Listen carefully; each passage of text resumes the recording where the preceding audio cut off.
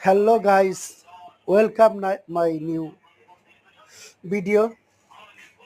আজকে আমি দেখাবো আমাদের ক্যানিগঞ্জের অদূরে নবাবগঞ্জে আমাদের জাতীয় ফুল শাপলার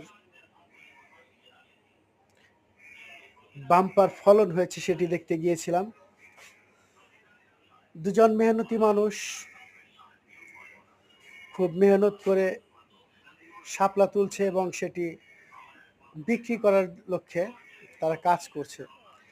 এখানকার সাপ্লাই চলে যাবে আপনার কাছে, ঢাকা শহরে বাজারগুলোতে পাবেন এই শাপলা। বর্ষাকালের একটি প্রিয় সবজি হিসাবে শাপলা গণ্য হয়। যদি ভিডিওটি পছন্দ হয় অবশ্যই লাইক, কমেন্টস, শেয়ার করে পাশে থাকবেন আর আমার চ্যানেলটি সাবস্ক্রাইব করবেন।